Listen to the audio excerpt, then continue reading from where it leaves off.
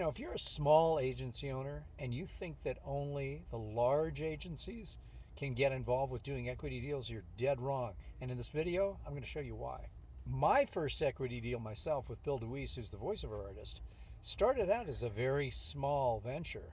But over the last 15 plus years, it's generated total revenue of over $3 million. So what starts out presumably as very small can end up being pretty big and generating you a lot of money. I'm Fred Gleek, and I've been doing equity deals exclusively for the past 16 years, working with agency owners just like you, primarily small ones that are looking to try and find a way to increase revenue and decrease the amount of work they do on a regular basis. So stay with me, and I'll show you exactly how to do that. So small agency owners have a number of different reasons why they're actually at an advantage over larger agencies. Number one, because of that personal, direct one-on-one contact with clients, they have the ability to create, or maybe they've already created a relationship, maybe you've already created a relationship, which is pretty solid and makes the ability to bring up the discussion regarding equity so much easier than if you're a big agency. Chances are you're just doling out work to freelancers and or in-house staff that aren't creating the degree of personal relationship that you can be doing. Small agencies can be much more selective about people they work with, whereas big agencies basically are a big mill that will take anyone. So again, another advantage going in your favor. The big thing that you need to overcome is your current mindset, I'm guessing, which is you're used to charging people an hourly or a monthly fee in the form of a retainer. And when working in an equity environment, this is what has to really switch and change in order for you to be able to get into deals like this. So that's really the first thing you have to look at. Okay, so I want to talk to you about kind of a three-pronged approach to getting your first equity deal as a smaller agency. Step one is selecting the right prospect. So among the people that you're currently working with right now, there probably are a couple of people that you feel a really close relationship with, that you can approach them with this deal and know that they would be open to at least listening. So number one is to figure out who are the one, two, maybe three individual clients that you would approach with this deal, and do so selectively, because you're probably going to have one shot at this. When looking for those one, two, or three people that you're going to be going after, you're going to want to look for some things like, number one, that they've been with you a while, you've gotten to know them as human beings, and you trust them, they're high integrity, and they're people that you would feel comfortable with doing some kind of a deal that would be other than just a fee for services. Step two, you've got to position the equity conversation. You've got to make it so that the person that you're approaching with this deal understands that you're not trying to do something for you, you're trying to do something for the two of you, that both of you will benefit from. And it's incredibly important when you present that deal to make it understood to the client that this is going to benefit both of you, not just you. That's not what this is about. And you can use language like this, which is to stress to that client who you're trying to convert that you are in essence becoming a variable cost rather than a fixed cost to them, which is, in the long run, somebody who really understands business, much more beneficial. You can also explain to them that you only pay me based on the results that I generate.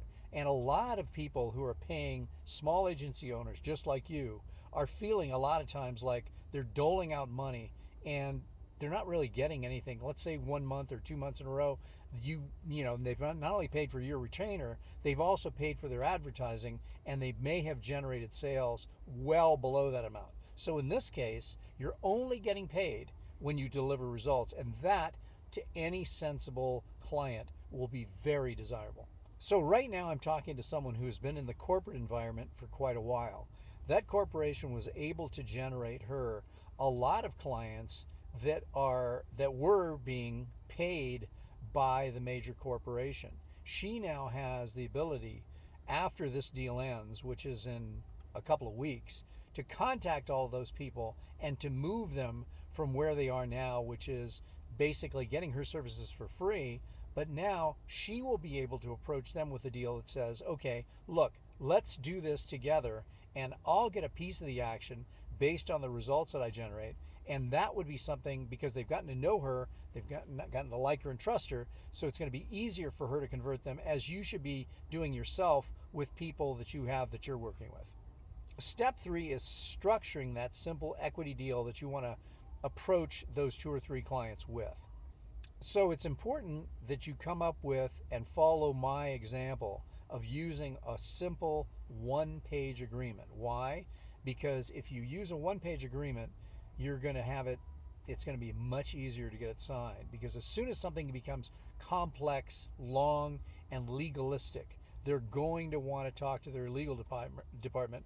And in any corporation, even if they're using an outside counsel for this, that becomes the black hole of corporate America, or wherever you are.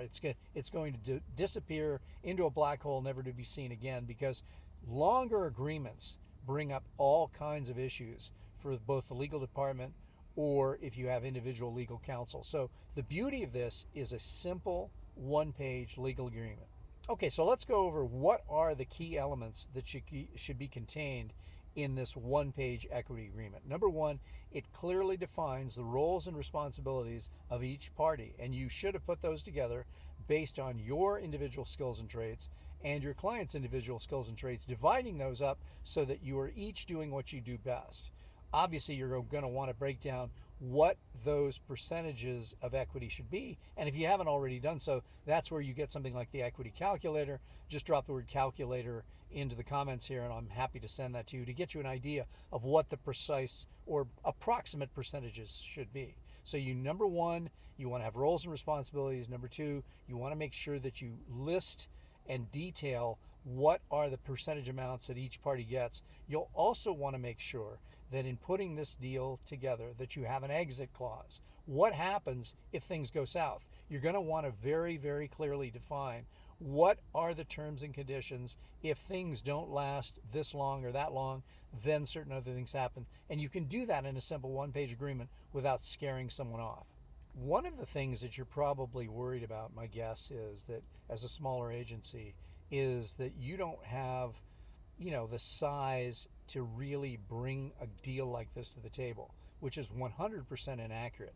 In fact, it's much easier for someone who's smaller, if that's your situation, to bring this offer to a client or two in order to do this, because that will make it much easier, because you want to make sure that you have a diversified amount of different types of clients, most of which at this point will probably be retainer based. Some of them may be revenue sharing, but you want to make sure that you only really in the beginning have 1 or 2 clients that you switch over to an equity based arrangement, because those monies may come in slower, but they'll come in much larger numbers, total dollars, in the future.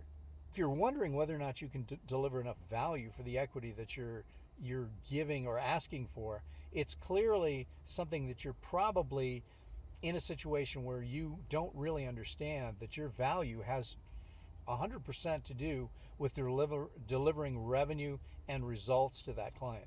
And as long as you can deliver revenue and results to the client, you have everything you need in order to do an equity deal. So don't be worried or afraid that you can't convince them of that, because what you're doing is promising them larger and better numbers. So how do you handle the workload as a small team in doing so? Equity work requires less ongoing work than do retainers. So in essence, you're really in a situation where you'll be doing less work rather than more work doing equity deals. So the concern about the amount of work being done is unwarranted, because you'll be doing less rather than more. Okay, so I want to divide this into the sections working with a potential new equity client.